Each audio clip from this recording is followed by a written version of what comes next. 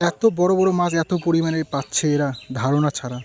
রাতারাতির মধ্যে যে এত বড় বৃষ্টি হয়ে যাবে তা আমরা কখনো কল্পনা করতে পারিনি। কারণ আমাদের যে পুকুরগুলো রয়েছে তার পুরো পাড়গুলো সবগুলো তলায় গেছে। আগে যেরকম করে মাছগুলো খেলতো এখন তো সেটাও দেখতে পাচ্ছি না, কারণ রাত্রির মধ্যে এত বৃষ্টি হয়েছে সম্পূর্ণ মাছ বার হয়ে গেছে।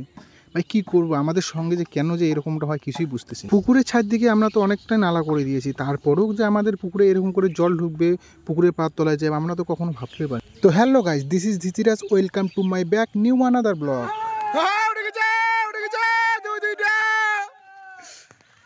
ও সর্বনাশ, পুকুর তলা গেছে মন খারাপ করবো তাই বলে কি আমরা মাছটাকে ফিরে পাবো না কখনো। তাই আমি চলে আসলাম মন্দিরে নাকি চারিদিকে জলই জল। তো এর জন্য আপনাদেরকে এই ভিউটা দেখানোর জন্য আমি চলে আসলাম এখানে ভিডিও রেকর্ডিং করতে। তো এইদিকে এসে দেখি ভাই ডান দিক বা দিক শুধু জলেই জল, দুই দিকেই।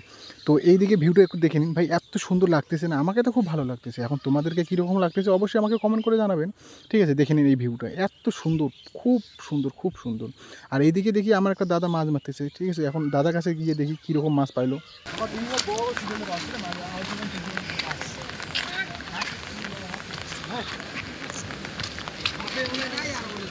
কিসের মাছ নাই, এক সময় মাছ পাচ্ছে, মিস নাই।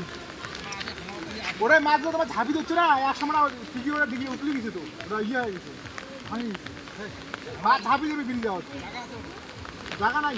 মোট ঝাঁকে বসানোর মতো জায়গা নেই। ওরা ঢাই এনে জ্বালা খাচ্ছে, হ্যাঁ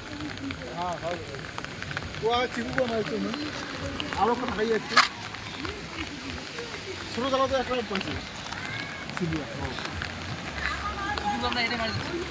হ্যাঁ ওটা গেছে, এটা মারলে মারার পরে এটা মাছ মারবে।